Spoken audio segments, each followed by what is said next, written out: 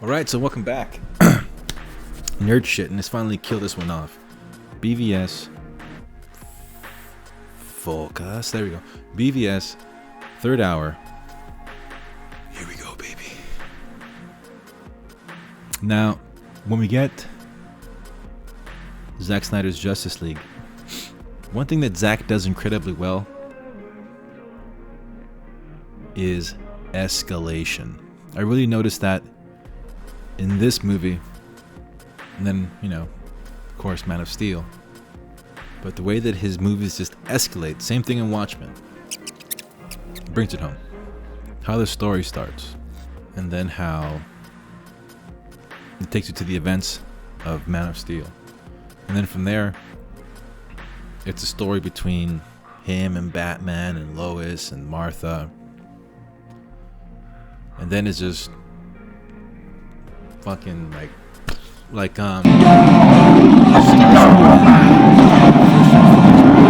end of it, and you cut to the end, and you hear that, and he hits a different gear, and he just goes into space. It's just like that, man. The way he escalates his movies is fucking crazy. But yet it all makes sense.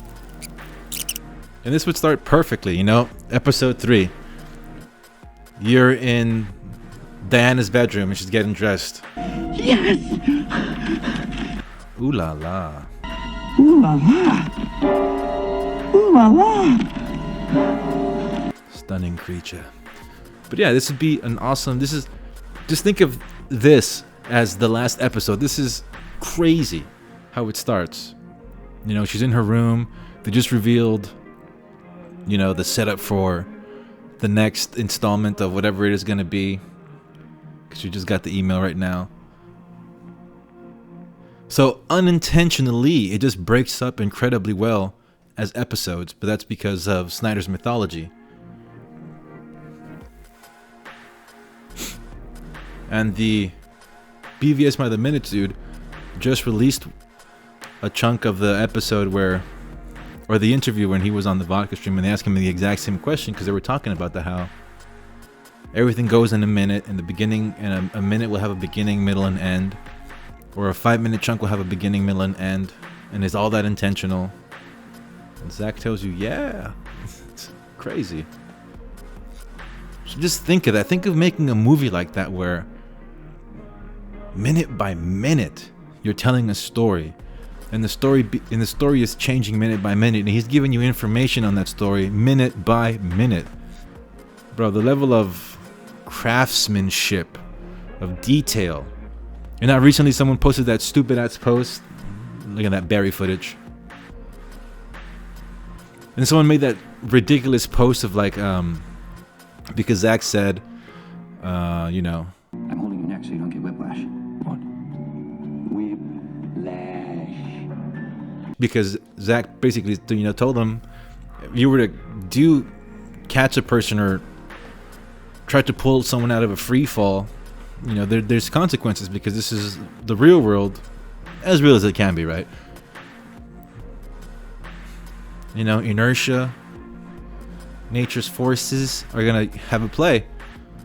And sure enough, a fan debunking that shit. Yo, my man, check this out.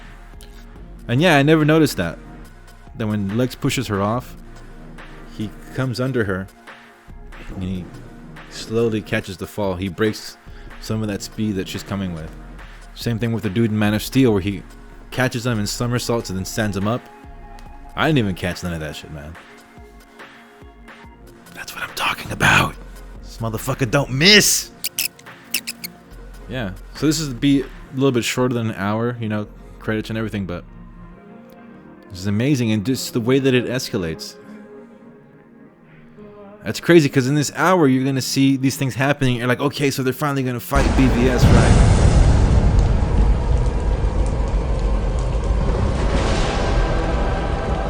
Then it happens, but then that's 30 minutes. That's here we go, that shot right there. Boom, that shot. I need to get that frame somehow. That's fucking epic. I love that shot. One thing I also noticed, people were talking about it, of the theatrical cut, Like the third time that I saw it in the theaters, I was thinking, because whenever they show a Batman, dun dun dun dun, and by the third time that I saw it, I was kind of thinking to myself, okay, that's getting annoying. Like, why they do that? But because I've since the digital version of the Ultimate Cut was available, I haven't seen the theatrical cut since then. And I completely forgot about that. And they were good dude. I forgot who was. I think it was the vodka stream they were talking about. And I remember, yeah, like I do remember having that thought, like, yo, like this is the third time that I've seen it. Like, yo, that editing could get annoying.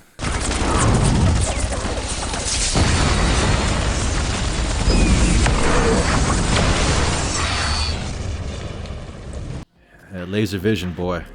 Woo. Angry God. So this is basically 2 minutes into the hour, and you're getting the BvS fight. So you'd have to be thinking to yourself, okay, like how long is this fight gonna go? This is the beginning of the hour. What's the conclusion gonna be? Like people would already start to have these ideas. But like I said, man, Zack Snyder and that escalation, boy.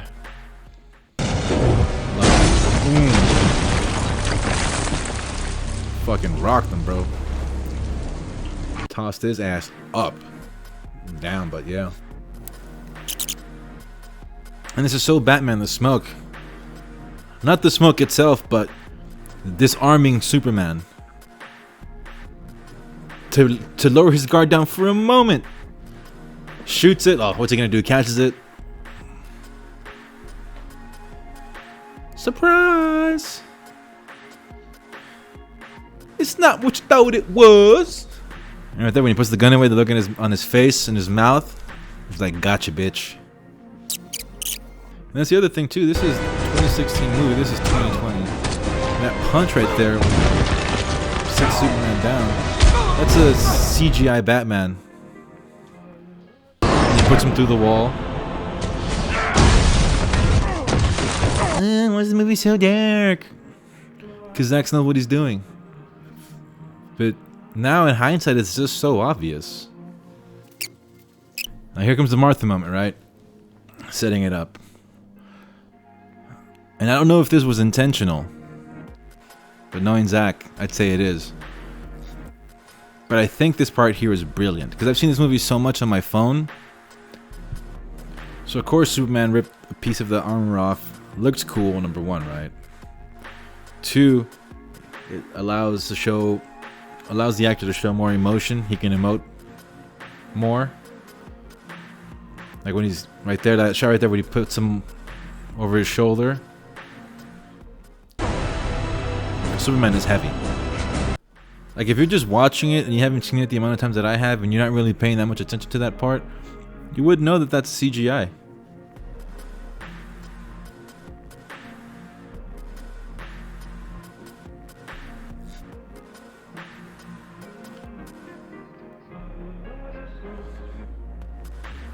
That you're special.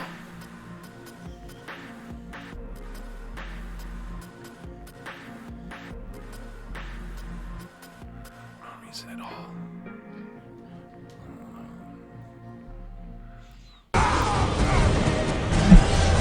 One, two, three, four pillars. When he's about to stab him, right? And he says, "Why did you say that name?" There's a moment where a realization, right? And in that moment, I feel that him missing the armor accentuates the darkness in him. Because at that moment,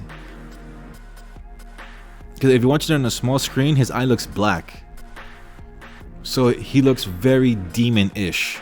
And I love it because it's him at his ugliest. And then there was that one deleted scene, or a scene that never got shot, where Clark was doing research on Bruce, which would explain why he says just Martha and not my mom.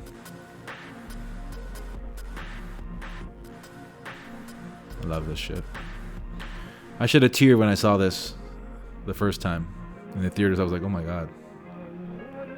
Like, this shit caught me off guard. I was not expecting this in this kind of movie. Him falling, all the symbols, it's just so... Oh my god.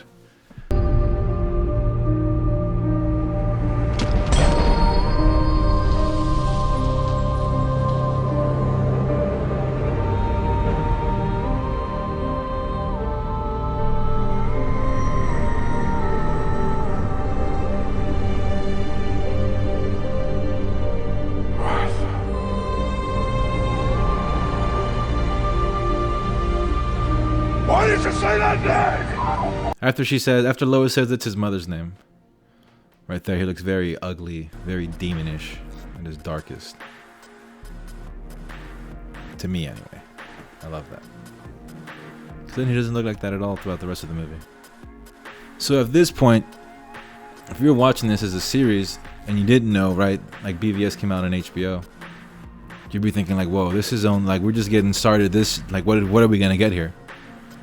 Like, what could possibly happen in the next 45 minutes? Like, because that fight was kind of short.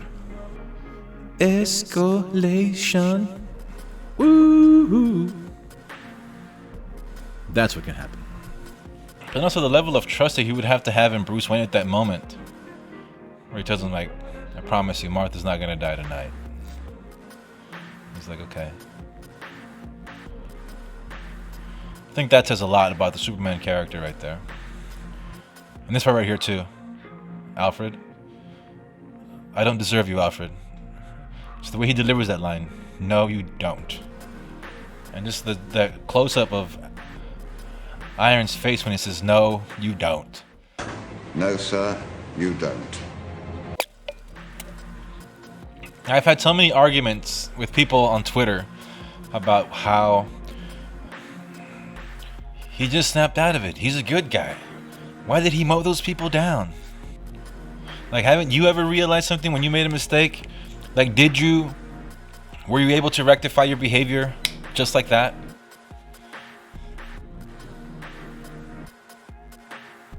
Remember, he said, I promise Martha will not die tonight, right? Did any of you guys notice that?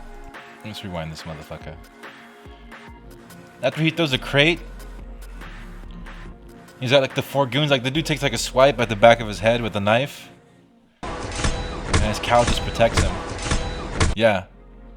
I just noticed that. He's like, ching! Now the difference is so clear between Citrone, who was doing all those stunts, and then when they cut to Affleck and it's him in the suit. Dude's massive. Pause.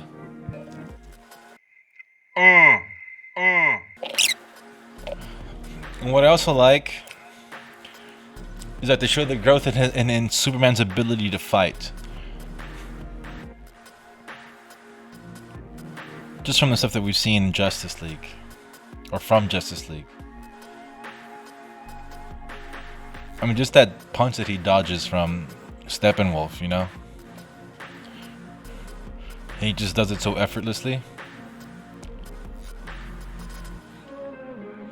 Looking forward to that. Now, when I saw this the first time at the theaters, man, I mean, at the car chase, Batmobile chase, I was thinking to myself, you know, you don't know what you're gonna see in this movie. You know what, adding this energy wave,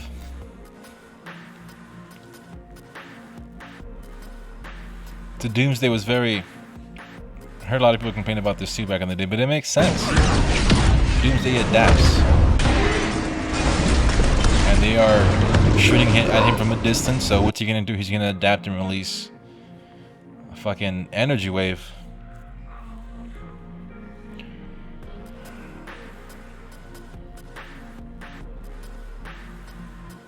But you can see in that shot right there, only the top of the buildings are kind of destroyed, so he didn't destroy everything. But chunks of the top of buildings. By the way, POTUS is Harvey Dent in this movie. And they fired that rock and I was like, oh shit, this dude's he really pulled a lot from The Dark Knight. And at this point, I was on the edge of my fucking seat, man. This shot, from the missile's point of view, and it's all shaky and just goes white.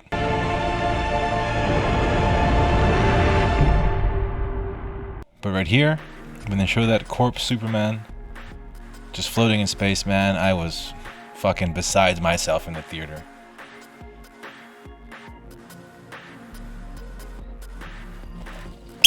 Trying to shoot down the jet in a more direct fashion. So then you have to ask yourself, how much of Zod's consciousness or memories are left in that Doomsday body? I love that shot when they show his feet. He just jumps off. I love that shot. And right here where he looks all Bizarro-like. And it's powerful. Best entrance ever.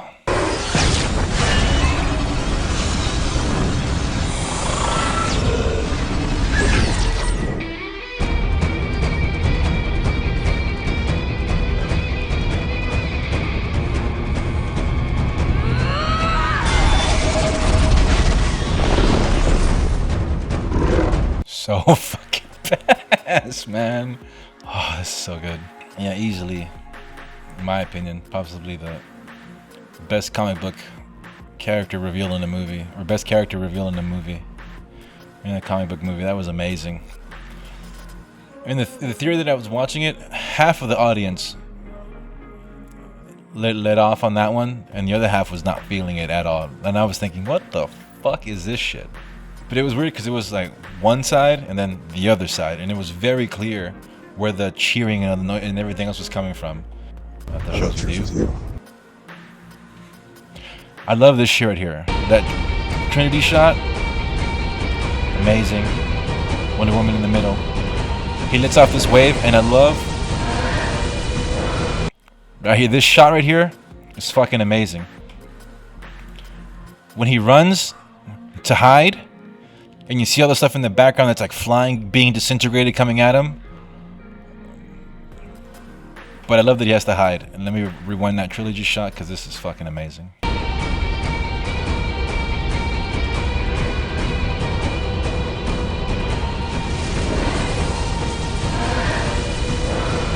And that shot where they're like this, and all you see is kind of like the silhouette and all this like red stuff flying by. That's possibly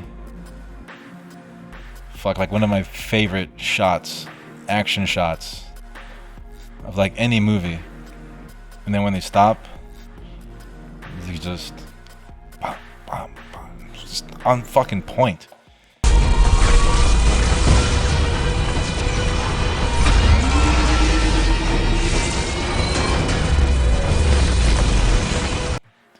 Then all the rocks hit the shield. Right there. Boom, catches him. See, because like, is he a dumb animal? Is he a dull animal? Because he's, you know, he just keeps evolving. Or was that just part of the program, right, from the original Doomsday? Because he's coming, and he like, you know, he's got to use the same Kryptonian abilities. He sees him coming, boom, dodges him, catches him. Look at that shit.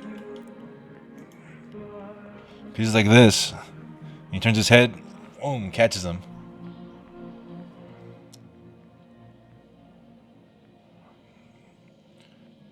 And uses the same inertia, launch him.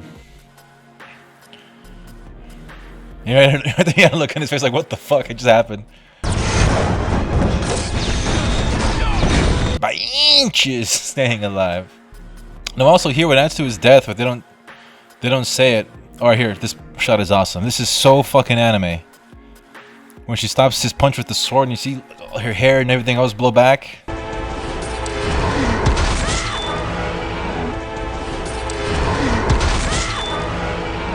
Fucking love that shot. Another reason why he dies in this is that he is powered down. So he took the nuke. Well, he was exposed to the kryptonite, right? Goes to fight. Takes the nuke, makes him weak. Gets recharged, but then he comes down, has that beam battle. And in the comic books, that's the fastest way to deplete his power when he uses his heat vision. So has that beam battle, and now is around more kryptonite. I feel that just maybe, if he wasn't so weakened, maybe he'd be Maybe he could get out of the situation bit or something, but it doesn't matter. Like all the stones behind him that are just floating, swirling around him and shit. Look at that shot, man.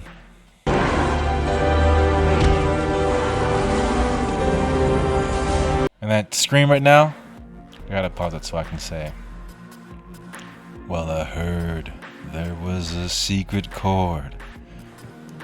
I cannot wait for that part. To see that opening, man.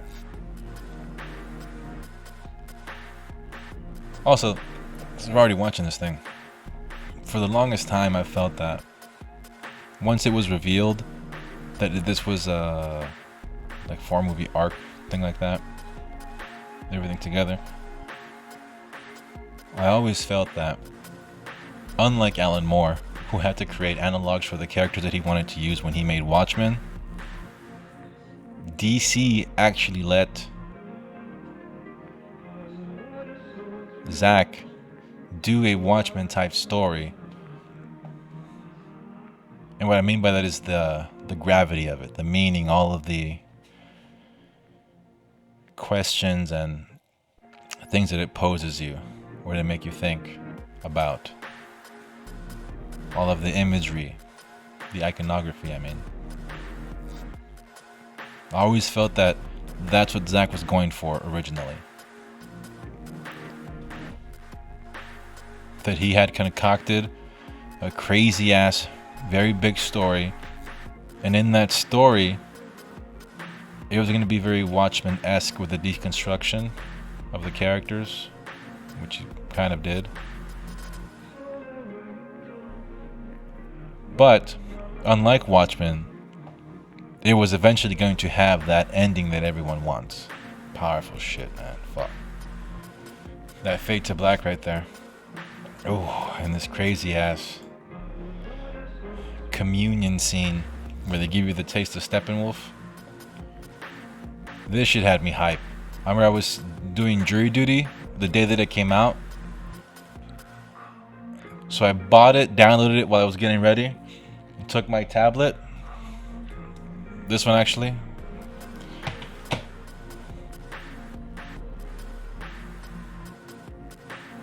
And I was watching that. You know, they put you in a little jury pool. So I was just sitting there, 3 hours watching BvS. This part had me so hyped. But then the bitterness of, fuck, but we're not gonna get it. Actually, no, at the time, Justice League was coming, but all of the hate that it was receiving,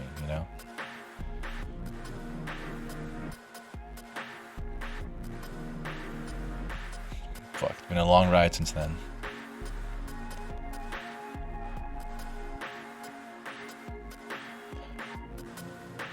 So, going back to the whole Snyder doing his Watchmen-like story, I do feel that that intro to Justice League is going to be like the intro to Watchmen. The vignettes, something similar.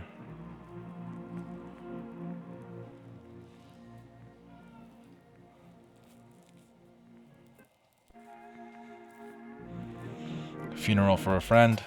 City's empty. People always complain about the death of Superman and all that, but never talk about this part, how it looks. How well it's done. I'm talking about Lex, man. So much has changed. That pic that Zack put out of Manganiello with that mohawk, that's fucking Deathstroke, man. I can't wait. That light flex. I know who you are, but who would believe me? I'm crazy. Man, that trailer, that first one that Zack let off, with him talking and Wonder Woman sees that panel, man, that shit was fucking crazy. I mean, so many things have been posted online about this movie by the fans. Like, breaking it down is just, like earlier when you see him in the fields, walking through Wayne Manor, it's no direction, so he's just, aimlessly going. And now when he leaves the cemetery, he has a path.